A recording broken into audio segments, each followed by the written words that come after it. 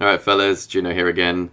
I wanted to start the video a little bit earlier today because, well, hopefully I'll have some words available to actually speak to you. And secondarily, I'm going through some of the details in some of these studies and I'm already getting a lot of ideas and I want to express them before I have a chance to really think about them.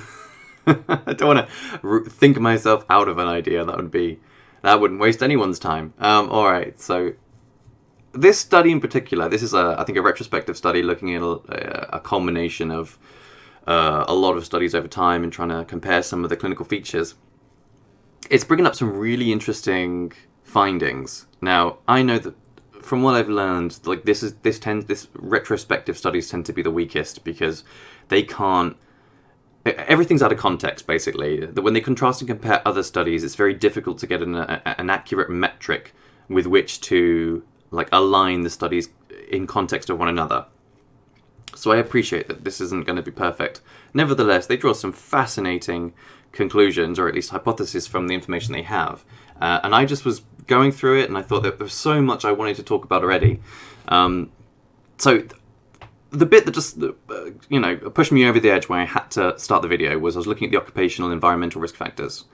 Okay, so I'm going to say now, before I even start, a hypothesis that I'm sort of working with right now could be potentially repeated spinal inflammation. All right, it sounds ridiculous, I know, but hear me out. I'm going to go through some of the data and then I'm going to discuss it. So let me just read this now. Workers in various occupations with seemingly disparate exposures have been reported to be potentially at an altered risk of ALS, including athletes, carpenters, cockpit workers, construction workers, electrical workers, farm workers, hairdressers, house painters, laboratory technicians, leather workers, machine assemblers, medical service workers, military workers, nurses, power production plant workers, precision metal workers, programmers, rubber workers, shepherds, tobacco workers, veterinarians, and welders. Alright, so that's just a crazy number of variants between the occupations. They share very little in terms of behavioral similarity or environmental similarity. So I think this must be drawing on multiple influences that convene on the same outcome. So there must be multiple ways of essentially getting to the same situation. So I've, on previous videos, focused heavily on the athletes part of it. And at one time I speculated about cyanobacteria, which I still think is quite important. However, we also discussed for a while the notion of, I say notion too much, sorry, a suspicion that repeated nano tearing or concussive impact could have a long-term degenerative effect once accumulated. And I didn't quite speculate exactly on the mechanism, but I did say, well, I gave a couple of ideas, but I didn't commit myself to anything. However, I never really located exactly where these nano ruptures were going to influence the most degradation. And another study I've been reading, which I'll probably come to a bit later, speculates that in a very prion-like fashion, neurodegeneration can actually nucleate in one place and then expand from that locality to other places. And they suggest that this could be in congruence with the clinical presentation in so many different cases that may start in one hand, one foot, in the throat, on the face, and other things, but then always in the end sort of leads to the same conclusion, the same place. All right, so of course the first thing, ostensibly the most naive of my assumptions here will be that athletes, carpenters, construction workers, all these people hit things hard. That's in my amateurish way. All these people hit things hard. So could there be, at least in those, a shared modality of concussive force, impact force, perpetuating through the body from a locale and then spreading with shock waves? And I love to keep coming back to that cycling analogy because I think the cycling is so interesting that the anecdotal evidence suggests that long distance cycling, especially road cycling, seems to be a common factor amongst a lot of people. Obviously, because of its availability, anyone can cycle these days. You can buy a cheap bike, and it's very accessible to cycle, and it keeps people healthy, and people are encouraged to stay physically active, and it's seen as a low impact form of exercise, so it is widely encouraged. However, as I stated in the other video, it's not a very natural motion for the body, and if we're looking specifically at the type of impact being incurred there, that would be in two modalities. It could be in the type of lean forward over the handlebar cycling. That would be force coming up through the arms and shoulders into the neck and head. Alternatively, for the upright seated cycling, it would be vibrations and continuous impact coming through the coccyx, coming through the pelvis, and then working up the spine into the neck and head. And as I said before, they're imperceivable to us. We acclimatize to those vibrations and those minor impacts easily. However, maybe the body doesn't. Maybe the body doesn't acclimatize to those things. And instead, what you may have in the body's attempt to adapt, it goes through cycles of periodical inflammation in the spine from that initial type of damage, I suppose. That initial force being incurred upon the spinal column. And if that was the case, and you did have these nano tears, and the repeat concussive force and the inflammation, could we then see in some level of inflammation, perhaps, there being a higher turnover of cellular reproduction, cellular division, which would then perhaps incur additional mutations? Or perhaps there's another mechanism. Maybe it's not the mutation side of it. Maybe it could be just the repeated inflammation introduces some other type of environmental variable in the CNS that then causes a residual effect that in the long term may implicate a neurodegenerative condition.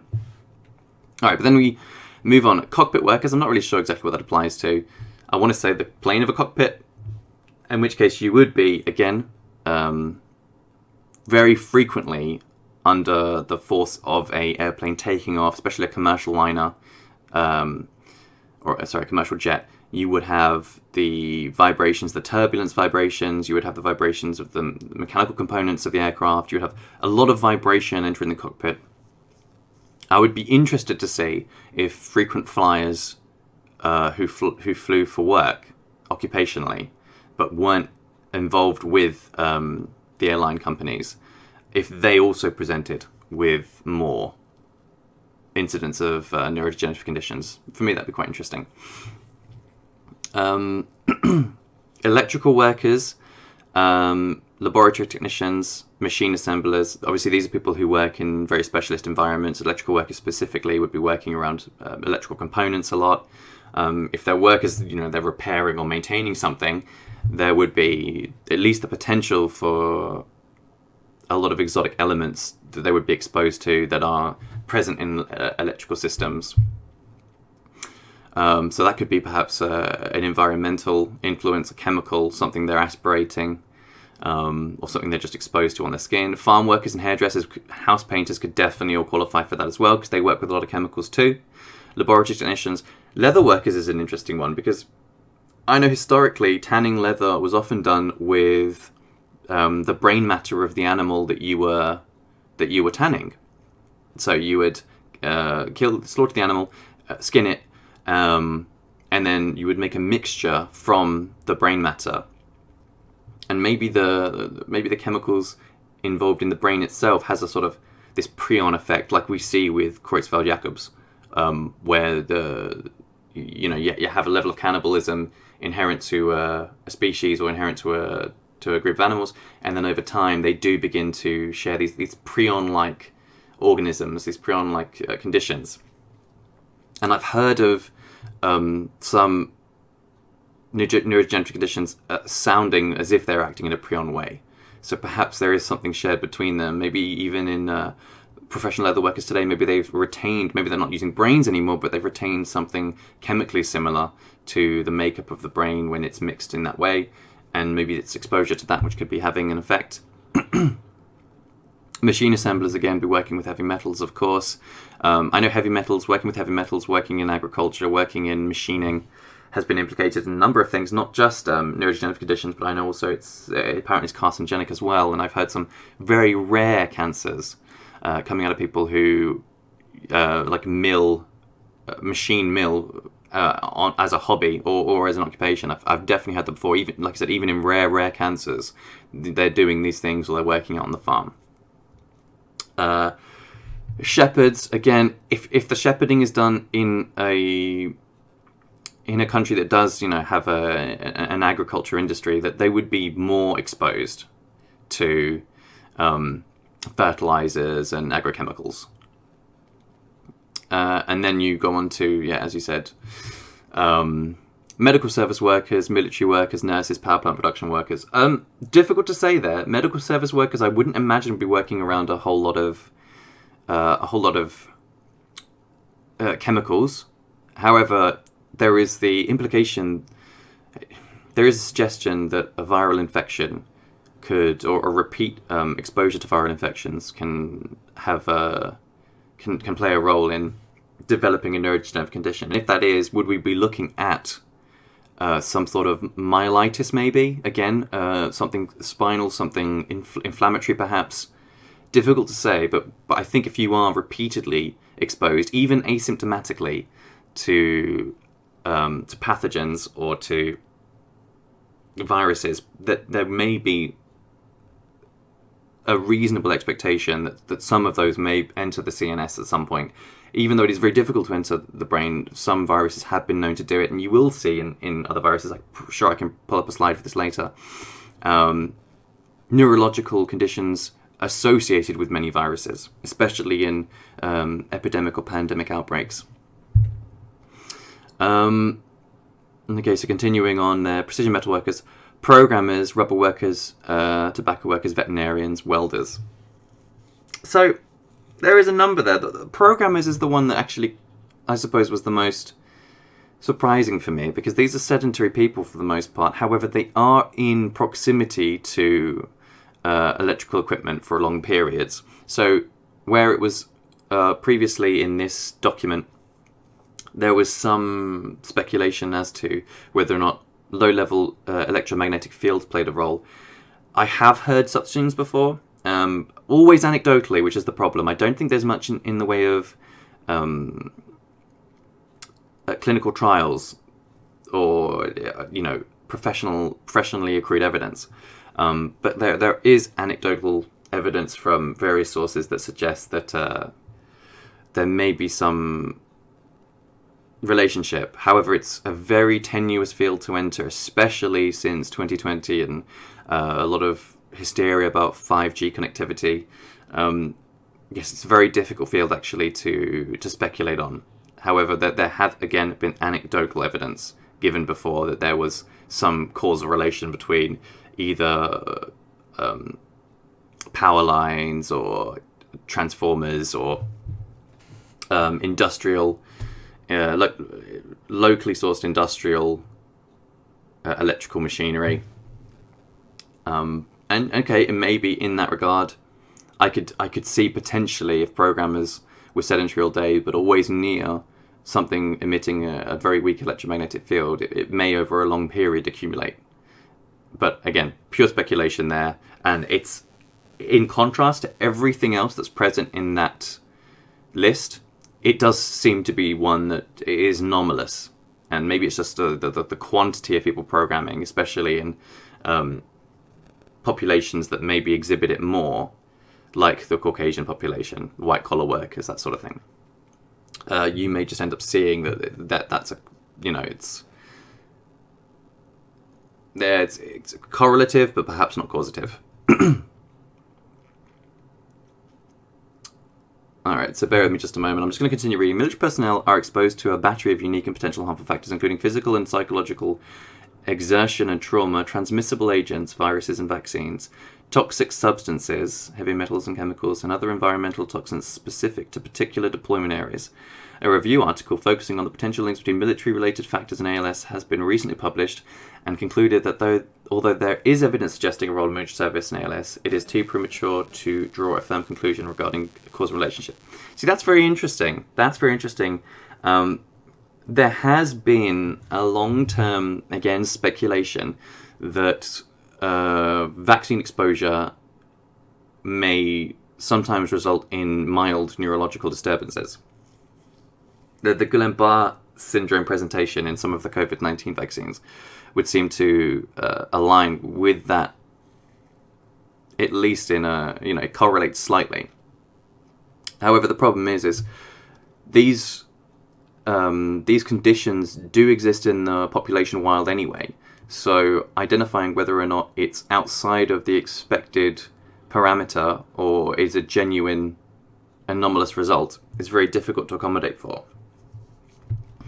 Though it would say that military personnel do, as a habit, are subjected to more vaccines than the general population are.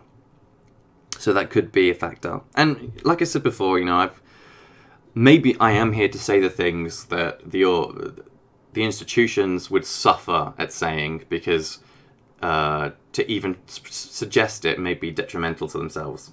So if I can promote it just on the very basic basis of maybe I'm the only person who can, and therefore I have an obligation to. Maybe because I don't have something to lose, like a tenure or a proper career, I have therefore just a little bit of freedom then to suggest something that's very economically damaging, but maybe in the long term beneficial for the health and well-being of the population. Nevertheless, not to panic anyone, but there is potentially a correlation between the two.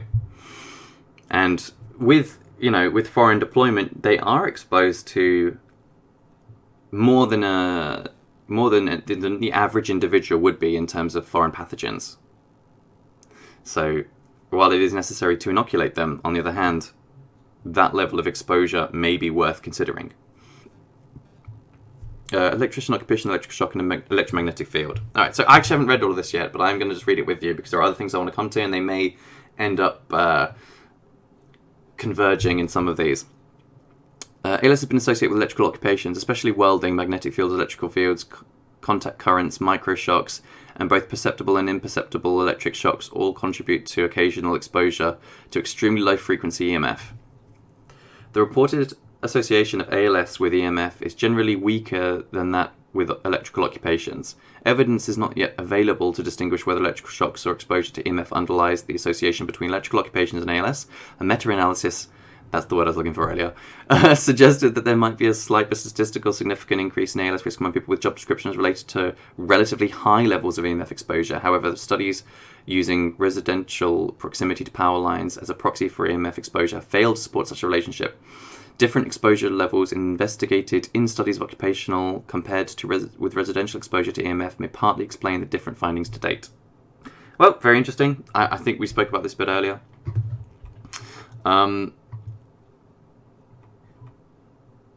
Okay, so here is some of the stuff I've speculated on earlier. I didn't actually see this study before I did that, so this is going to be interesting to see if it has any corroboration with me or whether we come to different conclusions. Exposure to beta-methylamino L-alanine, an atypical amino acid, has been proposed to explain the high incidence of ALS-PDC in the Western Pacific. That's Parkinson's disease something. BMAA was originally believed to be produced on Guam and elsewhere by a local Micronesian plant, Cycas micronesca. More recently, it was recognized that BMA does not originate from the plant itself, but rather from cyanobacteria. Further, cyanobacteria apparently produce BMAA in settings outside Guam. In one study, BMAA was higher in the brain and spinal cord tissues of patients with ALS or Alzheimer's disease than in healthy controls patients with other diseases. A recent study has demonstrated that BMAA bioaccumulates in the Baltic Sea ecosystem. That's fascinating. And identified pathways for human exposure. Neurotoxins and other BMAA produced by cyanobacteria may also contribute to neurodegeneration. Interesting. Very interesting. I wasn't aware of the existence of it in high quantities in the Baltic region. You would expect, therefore, to see a rise in cases within Nordic and Slavic countries, dependent on weather patterns, of course, because the inland flow of the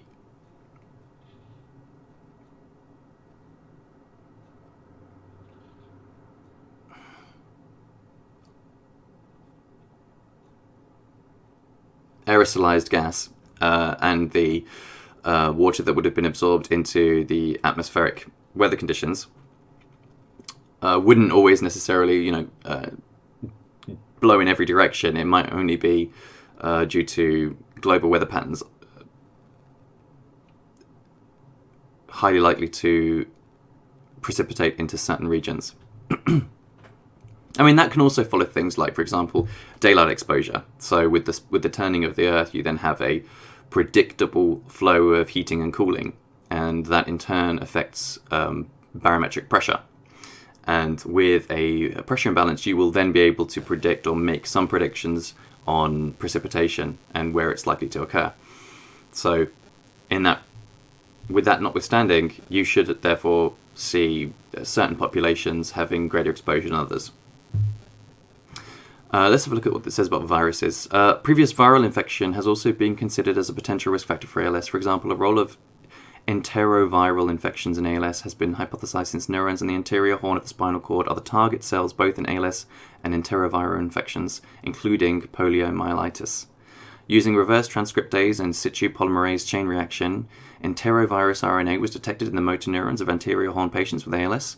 Exposure to other viruses may also be important. Human herpes virus 6 seropositivity was associated with a more than 3-fold risk of ALS, and HHV8 seropositivity with a more than 8-fold risk. Retroviruses such as human immunodeficiency virus and human T-cell lymphotrophic virus 1 caused motor neuron syndromes.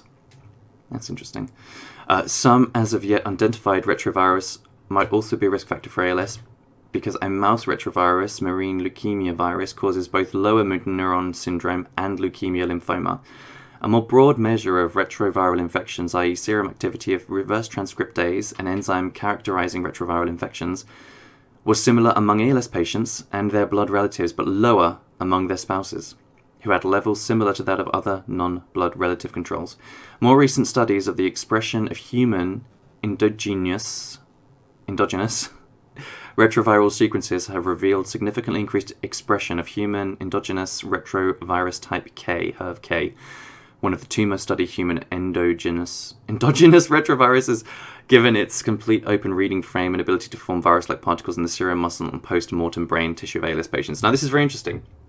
I'm about to show you something, and I would like to see if you can tell me why these two things are so similar. So bear with me. Let's have a look here. All right. Please look at this in front of you now. I'll just zoom in here. Notice the regions of greatest prevalence. So you have, what do you have here? Well, you have so low prevalence in Africa, low prevalence in Russia and Asia, slightly increased prevalence in Eastern Asia, and then Japan even more. But then you come down through Indonesia, and then you have the Antipodes with a relatively higher prevalence, and then again the Central European powers, and then Western Europe and the Nordic countries with quite a high prevalence, and then coming over to North America, very high prevalence, but with South America only having low to moderate. So yeah, pay attention here. It kind of looks like a map for the lactose tolerance gene, I know, but excluding that from your mind for now, then please take a look at this here. So as we can see, what I might do then is that. Okay. All right. So as you can see here, interestingly, a very similar distribution in both maps. While Africa in the second map is mostly unaccounted for, once we view the distributions in places we can account for, like the Northern Americas, the European area, the economic zone, South America shows some similarities, as does Mexico. So here, Chile and Argentina showing a bit of an increase in both areas. And then Australasia and the Antipodes, again, showing some correlation between the two. But with the Middle East mostly being of the same, with slight variance. You could identify that these may be showing something very similar. However, if I was to tell you that the second map here is prevalence of H. pylori infection. So, but this is the difficulty, of course, of using statistics, using infographics. There will be a great deal of overlap, and it isn't necessarily always mean that there is a causative relation between the two. You can have strong correlations for many reasons. It doesn't necessarily become a definitive explanation. But nevertheless, very interesting that H. pylori infection actually correlates with what this was, which was, let me just bring that up, the original. This was global, regional, and national burden of motor neuron disease. So yeah, this was directly neurodegenerative. This, however, was not necessarily. But nevertheless, an interesting relationship. And according to the data we were just reading, there may be some relationship between viruses and neurodegenerative conditions generally. And that doesn't necessarily mean that the virus is directly causing the neurodegenerative condition. It can be, like we postulated earlier, an autoimmune response in the presence of a virus that then triggers or has an opportunity to trigger, a greater propensity to trigger, or it could be, again, greater inflammation, which is then contributing. It could be a number of mechanisms. Nevertheless, the two do seem to overlap in some ways, and it may be that correlation does relate to a causation. So let's look at the medical conditions part of this. So just to skip the beginning, early case control studies reported significant association between history of head trauma and ALS, aiming to rule out the possibilities of recall bias and reverse causality, trauma as the result rather than the cause, which I think is a very strong mediator that we need to account for. Later studies generally used more objective assessment head trauma history and excluded head traumas during the years immediately before the diagnosis. I think this is actually very interesting here. Severe head traumas that were hospitalized were not associated with higher risk in Sweden. A possible association with milder head traumas, perhaps specifically with repeated experience mild head traumas, has not thoroughly been addressed. See, this is where I think there is something to it. So I have spoken in previous videos about soccer players, American football players, rugby players, but not necessarily martial artists, not necessarily people involved in combat sports. I think this is very interesting, and I think this is to do with the nature of the impacts being received in the two fields.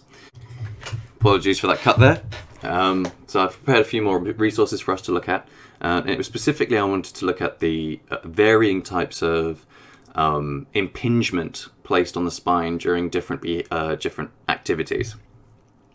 So the first one I wanted to look at was, so we had been looking at head trauma, and I did say I thought there was something to it, but I'll start with that then. I'll start with that. So looking at soccer, so association football or football in the UK and Europe, the type of impacts being incurred in soccer are specifically usually on this frontal region of the skull here, of the cranium, in this front temporal region. This is the normal place that you are expected, the forehead and the hairline, and just above it.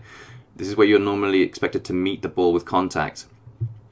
However, it can also come to the side of the head as well, and you are expected to manage that, but it's all on this top surface here. And as shown here, I mean, they are introducing heading limits, for example. I think is a very wise choice to do so, but the impetus when playing at a professional level is that you are to compete for the ball when it is in the air. And this requires you to leap into the air, to jump, even with another person jumping to occupy the same space, and to place your head in harm's way, and show bravery and show courage and be eager to win the ball. And a lot of people who don't play soccer don't actually understand how much of the game this exists within. So if you imagine every time the ball is put out to play on either end of the pitch, there'll be like a goal kick or a set piece or anything like that, or a corner. these are all primed examples where you will be expected to leap and attempt to head the ball for the majority of players. The only players who really wouldn't be would be the shorter players, the shorter stature, but most strikers and defenders, who are often selected for their height and strength, are expected to compete for the ball while it is in the air with their heads. Goalkeepers obviously don't compete for the ball with their heads because they have their hands that they can use instead.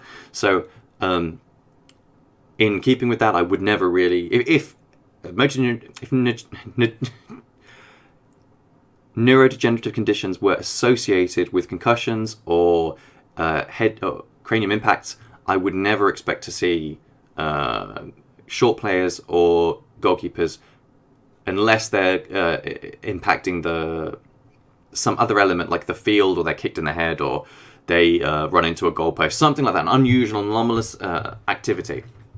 But I would never normally expect to see them if it was related to this sort of an impact on the head. And I understand that there are concussive shockwaves when the ball hits your head. It's not simply that it reverberates off of the top of the bone itself. It will actually send impact shockwaves be absorbed through the entirety of that area. So even though the surface perhaps the only place you physically feel it, there will be these, as I said, shockwaves that do emanate through. And you can see this on very high-speed photography. They do show that it'll travel at least externally across your face, similar to being punched, but obviously emanating from this top area here. And similarly, if we look at the way that a rugby tackle is performed, it is very much while you are meant to try and dip your head either side of the centre mass of the opposing player, it is nevertheless a head-first activity most of the time. And there are even other ways which your head can be involved. If you're at a very high tackle, for example, the opposing player may have a real problem with maintaining good posture and having a strong head position. And this is all to say that I'm only speaking at the moment about direct impacts on the head itself.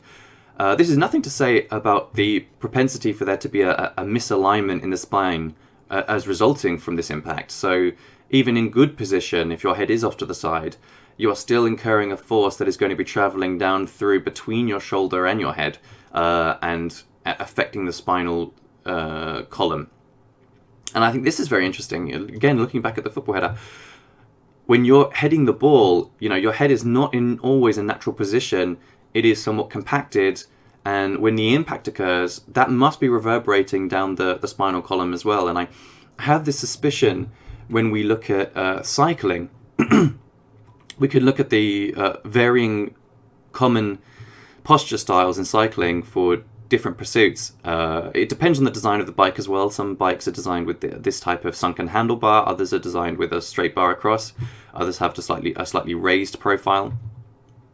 But when we look at the alignment of the head, neck and spine, we do see that there are varying ways to achieve this posture, and some of them will incur greater variance of impact and energy entering the spinal column. And if there's not always the flexibility in there to accommodate for this, I think you may find that there is a great deal of energy being passed through it. And this is shown on this heat map representation, where you're using, they're showing the different postures, and let me just enlarge that for you.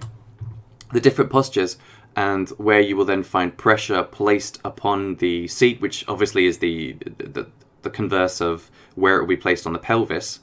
And you can see there's a high distribution on the center back of the pelvis for a leisurely position, which is probably giving you a greater propensity for energy to travel directly up into the spinal column. But then as you lower the front portion of the body further and further over the handlebars, you are then seeing the energy actually dissipate from large portions of the seat. So actually more of the weight is being placed over the handlebars. There's greater contact with the handlebars.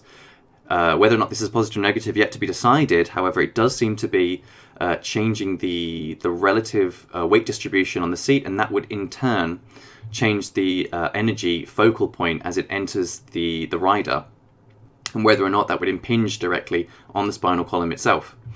And we can see, if I look here, I thought something very interesting was to look at the way that when we look at the programmer, so was in the previous document, it mentioned programmers specifically as having maybe an increased propensity for contracting neurodegenerative conditions, but MND specifically.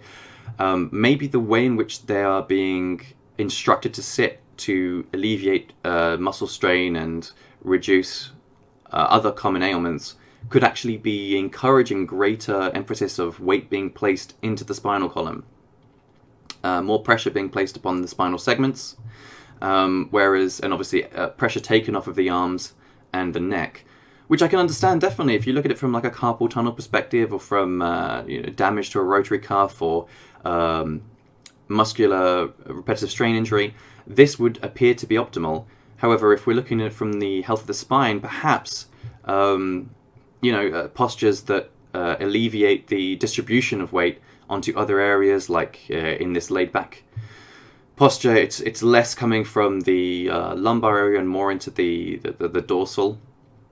I'm guessing. I don't actually know what the names are now I think about it. I've got an idea about them. I don't know exactly. Less so, I imagine, here, but maybe when the weight is placed, greater emphasis on the arms, that could be alleviating some of the compressive pressure on the spinal column, and this may, in the long term, perhaps reduce inflammatory events in the spinal column itself or in the CNS. Just speculation, putting it out there. Don't know if anyone said it before. If they have, I apologize. I'm not trying to plagiarize anyone's work. Here, though, I thought it was interesting to do a comparison between things that we know cause concussive force and have other pathologies related to them than the ones listed in the previous document. And this would be, obviously, boxing is one that we commonly look at. Now, the strikes in boxing are proportionally placed in a different locality on the skull. So most strikes in boxing aim towards the mandible area, okay, so the chin or the cheeks, sometimes into the eyes, but mostly in this area. And you'll see the majority of hits that do land do fall here or into the body. Now, this I think is quite interesting. If we could confirm that combat sports enthusiasts or professionals are less liable to incur neurodegenerative conditions, or at least certain ones, that would definitely indicate a differing analysis in terms of spinal compression or inflammation.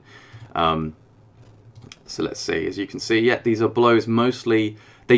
So the mechanism that's being sought after in many of the strikes used in combat sports is this knockout blow. Okay, so it's striking the chin, as the chin is the furthest lever from the neck, and the neck is a hinge. So if we're able to jostle the chin in such a way that it causes a sudden sharp deflection in the neck, that can have the effect of knocking out your opponent, essentially, causing temporary unconsciousness.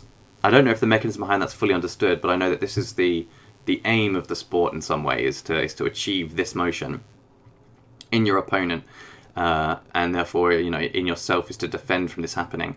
But because the objective is mostly in this area here, very little striking goes on at the top of the head. It's all around the bottom of the head.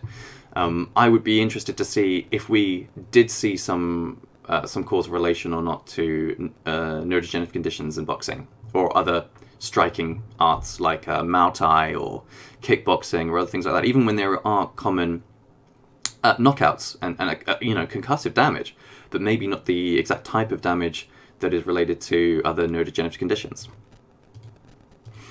All right. Okay, so going back to the original stuff we were looking at, I'll continue on with that from this deviation. Okay, I don't know if I did read this, but I'll just double check. Mild traumas experienced repeatedly. Okay, metabolic disease. An interest in the relationship between metabolic disorders and ALS arose after the observation that ALS patients are hypermetabolic. Previous studies suggested that type 2 diabetes is associated with a lower risk of ALS, while type 1 diabetes, as well as some other autoimmune diseases, might instead be a risk factor. Obviously, type 1, I believe, is the one you're born with, and type 2 is when you condition your body into a diabetic state. in a recent study, we confirmed an inverse association between type 2 diabetes and a risk of ALS, and found that type 1 diabetes was indeed associated with a threefold risk of ALS. That may therefore indicate something genetic going on. Medications used for treatments of metabolic disorders, independently of the underlying disorders, may also be associated with the development of ALS. However, the evidence gathered to date is inconclusive regarding the relationship between the use of statins and the risk of progression in ALS, and between the anti-diabetic drug pioglitazone and the progression of ALS. However, these findings are not surprising given the complexity of their properties. Pioglitazone, for example, is both an antioxidant and anti-inflammatory that may protect against neurodegeneration, but is also an anti-diabetic and anti-dyslipidemic, and may therefore be detrimental for ALS if the emerging evidence of a potential protective effect of obesity and type 2 diabetes with regard to ALS proves true. Interesting. I do know, actually, that there are some studies even going on now in regards to anti-diabetic medication and seeing if that can have an effect. Also, statins. Now, I'm not sure if this would qualify, but there is a disease in children that is associated with the use of aspirin after a viral infection. I think it's called Reye's disease or Reye's syndrome, and it can often be fatal, but it appears to be a neurodegenerative condition. At least I believe it is. I'll have to check that, but excuse that for now, please. Cancer. Although the incidence of neurodegenerative diseases and of cancer increases in older adults, these two groups of diseases are characterized by largely opposing cellular behavior: premature cell death in neurodegeneration and resistance to cell death in carcinogenesis. A potential inverse relationship between neurodegenerative diseases, Alzheimer's disease and Parkinson's disease, and cancer has been observed and is plausible for the reasons discussed. You see, that's very interesting, that maybe an increased presence of... what's the opposite of an oncogene? Okay, maybe the increased presence of an oncogene actually reduces your propensity for neurodegenerative conditions. That would be very interesting if that was the case. And then having those oncogenes disabled in some way or silenced increased your chances. Based on clinical case series or case reports, earlier studies suggested that a positive tumor necrotic factor, that was the one I was looking for, sorry about that. Studies suggested a positive association between ALS and cancer. Most epidemiological studies have refuted such a link in general, except for melanoma. So melanoma is skin cancer, if I remember correctly. The one that comes out of moles. The most recent large-scale prospective cohort studies have similarly refuted a positive association between cancer, including melanoma and ALS. Interesting. Neuroinflammation. Since the earliest pathological changes in ALS appear to occur in the axons, dendrites, and synapses, studies of the relationship between inflammatory conditions around the motor neuron at the motor unit and ALS may shed light on the pathological development of ALS. Clinical early symptoms of ALS can be difficult to differentiate from symptoms of other inflammatory neuromuscular diseases, such as myositis, myasthenia gravis, Guillain-Barré syndrome, and multiple sclerosis. That's very interesting. Now, I would be interested to see if earlier presentation of MS or GB syndrome or myositis would later increase the chance of other neurodegenerative conditions. I'm not sure if those studies... Anyway, due to difficulty in determining the correct diagnosis, misdiagnosis may be an explanation for any higher than expected co-occurrence of ALS and inflammatory disease. Interestingly, ALS and multiple sclerosis were reported to co-occur in individuals with the C9 open reading frame 72 repeat expansion, suggested some biological overlaps between ALS and autoimmune inflammatory diseases. That's interesting. That would definitely accommodate for the viral correlations above. That if responses to viruses or viral penetration of the brain then led to more inflammation in the CNS, that would then result in a higher chance of a neurodegenerative condition. However, apart from several reports of cases diagnosed with both ALS and some of the conditions above, few studies address this issue. Of course, there's not a great big pool to take from.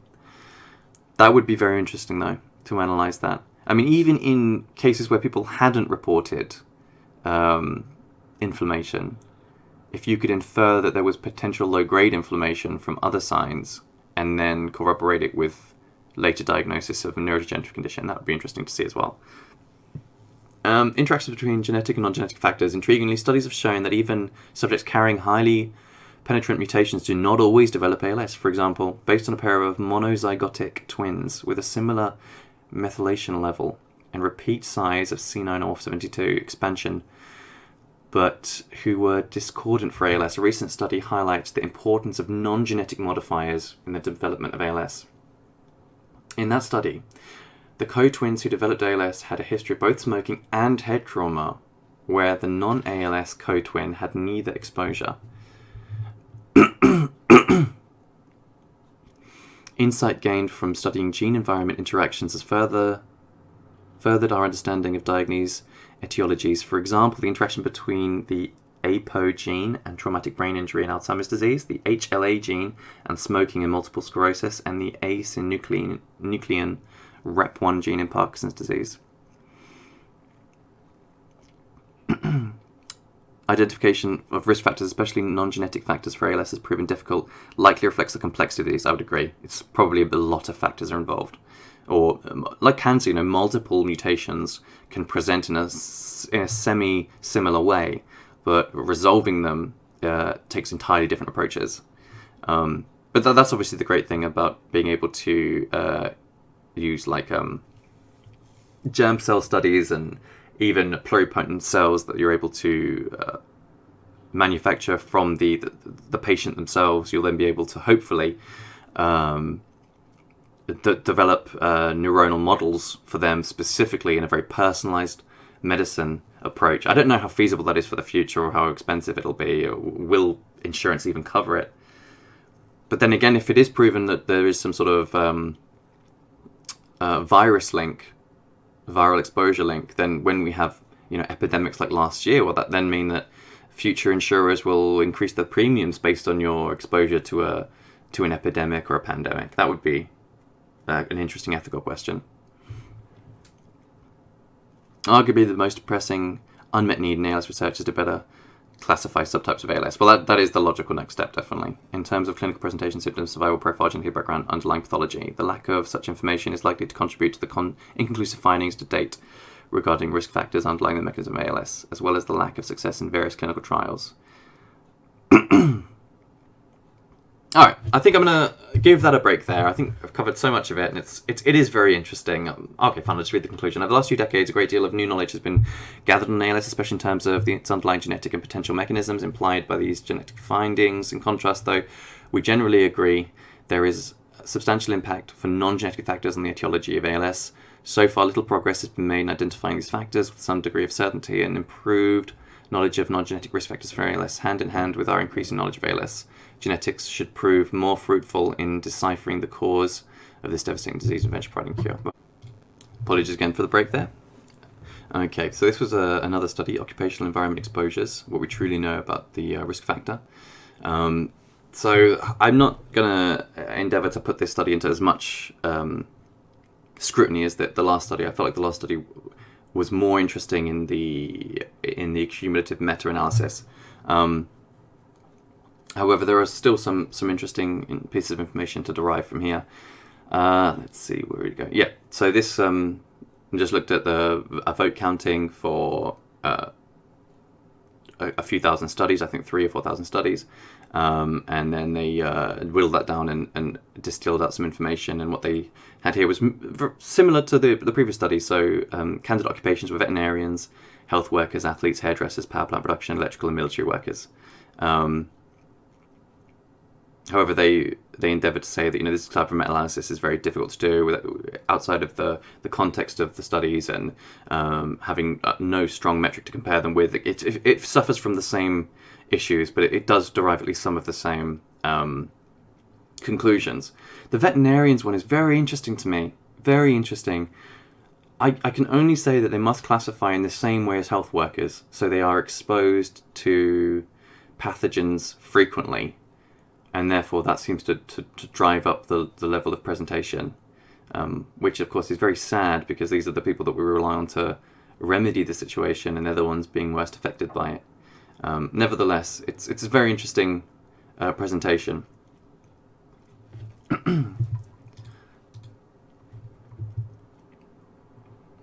Okay, let's see if there's additional input here.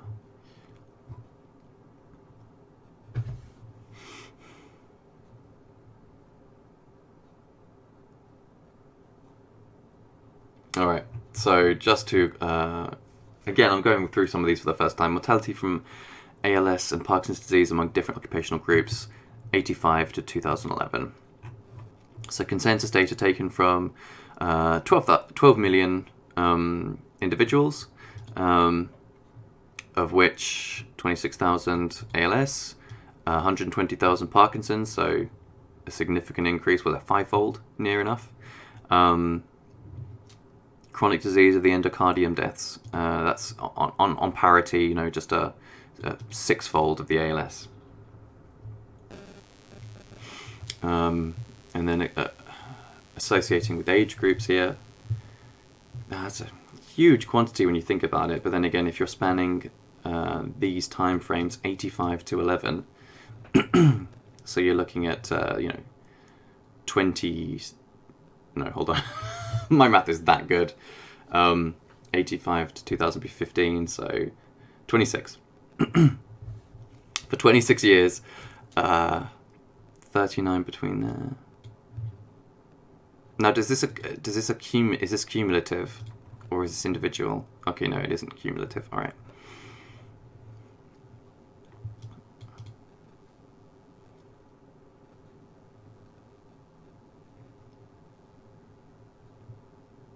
Interesting.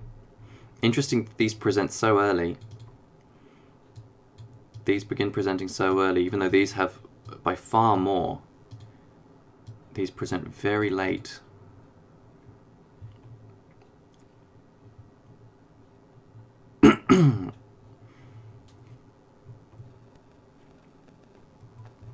And then distribution among the two. Very equal, actually.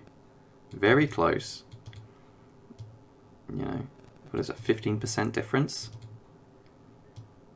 And that's a lot, you know, that's double that there, that's a 30% difference, thereabouts. And then this is inverse, so this is a third on top. Endocardium, interesting.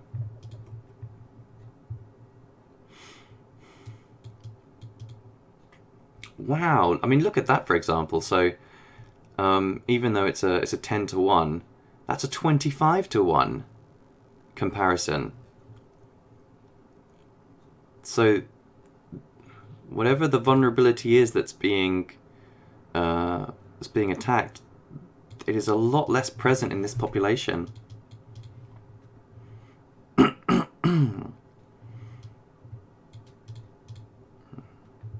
That is quite incredible. And then if you consider that, well, that's fair enough, I suppose. Again, though, in 10 to 1, you'd still expect to see 10,000 here, but it's only 3. And then here, 10 to 1, you'd expect to see 15,000. That's not that much different, I suppose.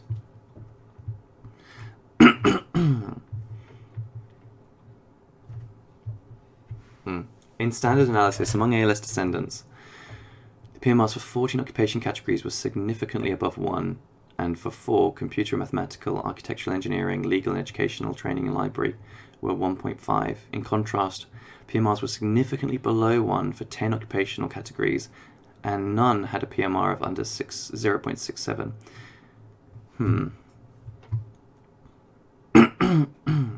Okay, I'll investigate that in a moment. Among Parkinson's disease, PMR for 13 occupation categories was significantly above 1, and none had a PMR above 1.5. In contrast, PMRs were significantly below 1 for 11 occupation categories and 1, extraction, mining, oil, gas. PMR is 0.67. Why? Why extraction?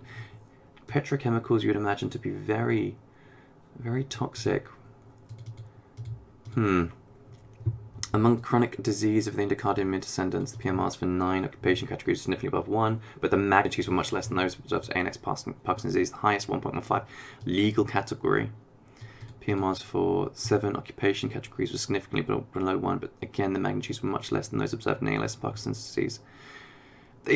Alright, so the issue here, I suppose, initially is going to be not necessarily that the occupation has a propensity or a higher possibility. It's that the type of individual going into that occupation, what is the characteristics of the type of individual that qualifies to go into that occupation as opposed to something else? Maybe they are at a higher risk. So you would have to discern, is it between the behaviors undertaken in that profession or the character and qualities of an individual who would undertake that profession to begin with?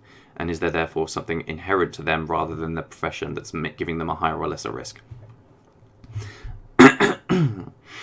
Alright, let's take a look then. Okay, so let's have a look. So we want these PMRs with the confidence intervals. So management 1.3, that's not good for me. Business operations 1.5, again pretty terrible. Financial, computer mathematical, architecture, life, social services, legal, education training. No, I've been aware of that one before. Arts, design, equipment, entertainment, sports and media. Now that's interesting, but then again I suppose they comprise a lot smaller population than just athletes. The athletes are a small population of that. It's quite a diverse field. Healthcare professionals, healthcare support. Okay, interesting. Protective services, food preparation, serving. Where would that be? I mean, you're around food all day, but maybe you're on your feet more, but not necessarily moving, so that's reducing spinal compression and minimizing impact. Building and grounds cleaning maintenance. I mean, yeah, you're up, but you're not exerting yourself. You're not exhausting yourself. I speculated previously that repeated exhaustion may be having a type of interference play on the neurological activity, specifically with neurotransmitters. And I speculated about excitotoxicity as well, existing in the lower motor neurons from repeated exhaustion, and maybe electrolyte imbalances occurring and depletion of calcium, potassium, things like that. Personal care services, sales. Well, sales is, that's mixed, isn't it? The behaviors in sales. That can be done in so many different environments. Office administrative support. Farming, fishing and forestry. Interesting. Because farming obviously was implicated prior, but then again, fishing and forestry, they would be very similar behavior patterns, but without the agrochemicals. Construction, it's quite low, but again, construction doesn't necessarily mean just carpentry. There are bricklayers, there are welders, there are people who lay foundations, there are individuals involved in road construction, there are individuals involved in roofers. There's just a multitude of occupations inside construction that actually don't, that aren't particularly active, but equally aren't sitting around all day either. Not sedentary. Extrication. Installation, maintenance, repair. Production, transport and material moving. Military specific, non-paid workers, so that would be volunteers. Alright, well, okay. Again, just from the outset, superficial view, what associations can I draw between the high and the low PMRs? Well, management, business operations, financial, computer, mathematical, architecture and engineering. These are legal, education, training, arts, design. These are very cognitively exhaustive fields.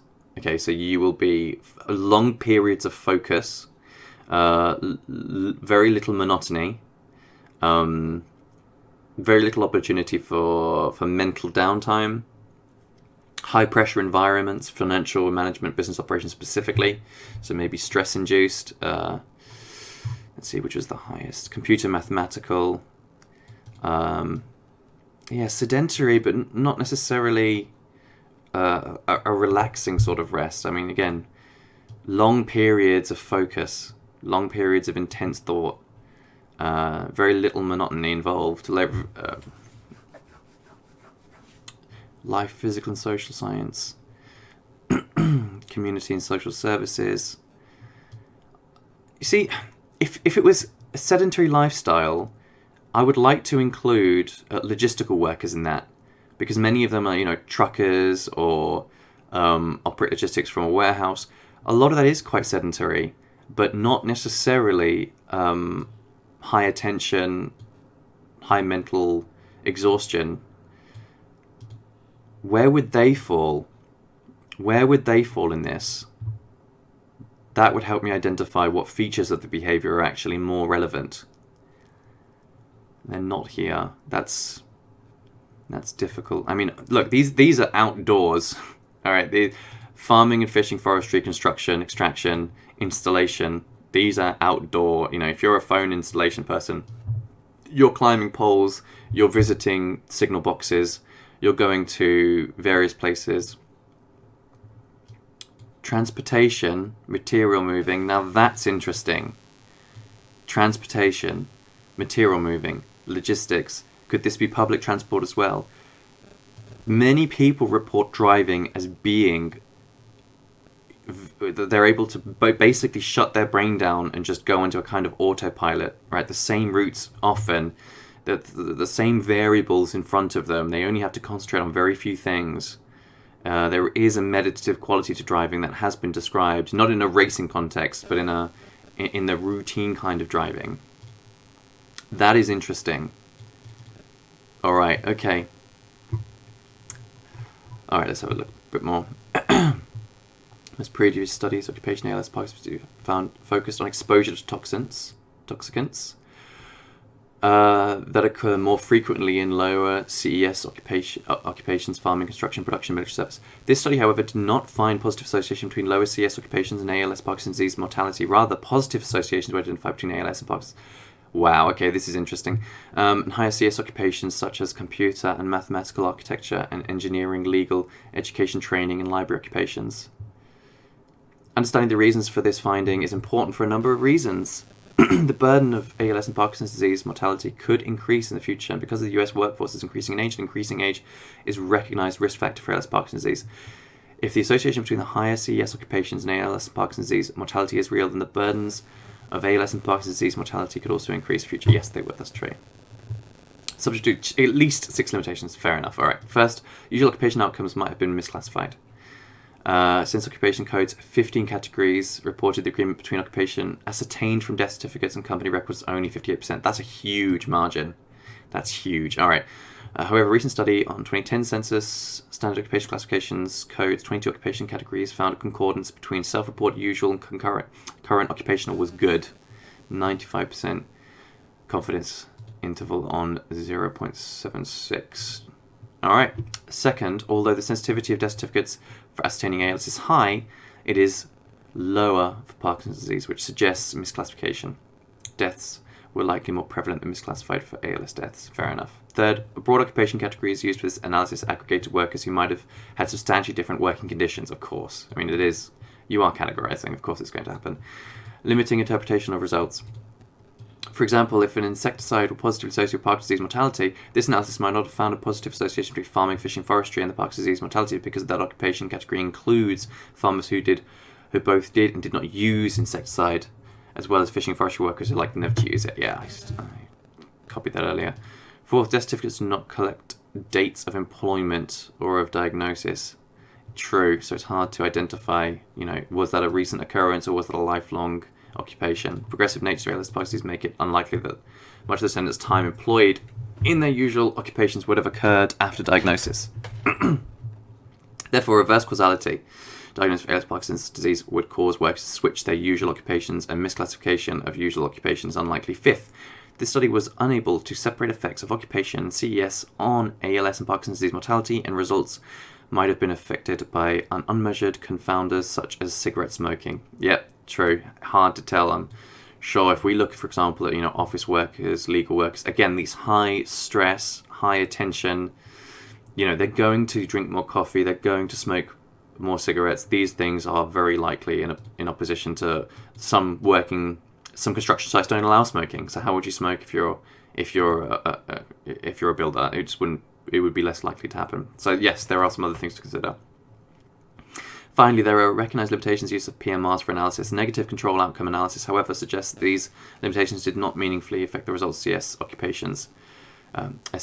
Strengths of the study include its larger sample size, complete, representative, and population-based sample, and that PMRs were indirectly standardized by measured confounders. Study identifies higher ALS Parkinson's disease mortality among workers in higher CES occupations, but was unable to identify occupational and non-occupational factors that might explain these findings. Yeah, true. Future studies of workers in high CES occupations are needed to assess the consistency of these findings, identify factors that might have explained elevated. Yeah, okay, fine. All right, interesting. Very, again, interesting study there. Let's have a look at another one. Epidemiology of mild traumatic brain injury and neurodegenerative disease. I'm actually just going to scoop over to the conclusion for this one. I do like tables though. No, just summarize for me, please. MTBI is extremely common, affecting roughly 42 million people annually worldwide. Definitions of MTBI across studies are inconsistent, highlighting the need for ongoing efforts to develop and refine TBI common data elements. Moderate to severe TBI is an established risk factor for neurodegenerative diseases such as dementia, PD, and ALS. Recently, large epidemiological studies have reported that MTBI and repetitive MTBI are all significant risk factors for neurodegenerative diseases. But these associations are not yet as well established and require further replication. CTE is a neuropathological diagnosis that has been associated with repetitive MTBI exposure. Prevalence of CTE is unknown due to referral bias, limiting autopsy studies, and lack of consensus clinical criteria, limiting unbiased population-based studies. Among athletes exposed to extremely high levels of repetitive MTBI or repetitive subconcussive head traumas, such as former American football players, CTE has been reported in 50% to 97% of players that have gone to autopsy. Consensus clinical diagnostic criteria for CTE are needed. Clinical overlap between symptoms associated with CTE and other more common neurodegenerative diseases such as AD and PD suggests that CTE clinical criteria will likely require a combination of TBI history, clinical symptoms, and biomarkers. Improved quantification of MTBI exposure as well as prospective longitudinal studies of outcomes and risk factors will be critical to elucidate the actual burden of neurodegenerative conditions, including CTE, among athletes, military personnel, and civilians exposed to single or repetitive MTBI. All right. Let's try to acclimatize this information to the other information we've already looked at. Simulate it all together. So in the previous study, we observed there seemed to be high correlations with mental exhaustion, long periods of attention, possibly, if we could be so, I am allowed to say it, possibly more strenuous and intellectual pursuits, and less cognitive downtime. All right. One thing I would have loved to have seen in the previous study was hours worked in the week. That would have been really interesting. Contractors, construction people, engineers, these guys tend to work a very set rota. All right, that there is a little in terms of opportunity for overtime or a culture of overtime in those professions. However, in management, in office environments, in sales, in the legal profession, in where you are working on individual accounts, individual contracts, individual clients, your rota has to be much more dynamic. And I would be interested to see rates of, like I said, overtime. I would like to see, the average working week for them. I would also like to see studies on the amount of sleep they're able to have in those periods and the quality of that sleep. It may be that people who, like I said before, working outside or working in monotonous environments with repetitive tasks, maybe they're able to have more productive or longer periods of sleep, whereas people who are drinking a lot of caffeine during the day, or having other stimulants, maybe in the city, different quality of air, things like this, maybe that affects their sleep pattern. There are so many factors to consider, but nevertheless, very interesting. Would like to see them, and then I'd like to incorporate that into studies like this, where we're looking at CTEs and MTBIs, because that would be, of course, you would never expect really in those professions that did have a high possibility of going on to have any traumatic brain injuries, right? Like the legal profession, a lot of brain injuries. Okay, management, lots of brain. Well, we always say that, right? But I don't think we say it. We say it in jest, all right? Whereas you'd imagine a forester, sooner or later, a tree might fall on your head. An exaggeration, yeah, but a higher risk of it at least. Working with heavy machinery, things like that. That's interesting to me. That's interesting that there is both at once an apparent relation between traumatic brain injuries, and yet at the same time, neurodegenerative diseases do seem to occur more widely in the white-collar population, where traumatic brain injuries do seem to be at a lower risk. Okay. So I thought it was interesting. I wanted to bring this up earlier. I forgot to do it, but the construction of footballs has changed markedly over the period with which research into neurodegenerative conditions has been ongoing. And as so many of these seem to be an accumulative damage over time that may be contributing to these conditions, I thought it was very interesting to look at the different construction of these of sports equipment, especially in terms of heading the ball and the type of impact you can expect. So in this video, we do see there's again the 66 ball, very traditional, heavy leather, and then as we progress through the years, and I'm sorry if I'm using any of these footage without permission. This is just for illustrative purposes, actually completely devoid from that, but it was the best example I could have, finding just a progression of the balls as they went on. But as you see, as new developments come in, and they're changing to, from leather to vinyl to plastic, they're reducing the weight, they're changing the stitching, the actual panels on the ball are shifting in their locations, the permutations on the ball and the indentures are changing. I think these are all contributory, perhaps, to seeing less of an impact, less of a negative association with neurodegenerative conditions in the future. And I would be interesting, because many of the people who suffer from the condition now had their careers in the 60s, 70s, and 80s. All right, and they've been retired for 20 years, and then they've gone into management or they've gone into coaching. So it'd be interesting to see if those, if it was something to do with the ball then, and the changes of the balls have then an influence on rates in the future. So I'm just going to go over a tiny bit more of this to see if there's anything additional. I think this even may be the one we already looked at. I may have just brought it up separately. I'm just going to quickly look here. So ALS has been associated with electrical occupations, especially welding, magnetic fields, electric fields, contact currents, microshocks. Both perceptible and imperceptible shocks have all contribute to occupational exposure to extremely low frequency electromagnetic fields. Association is generally weaker than that with electrical occupations. Evidence is not yet available to distinguish whether electrical shocks or exposure to EMF underlies the association between.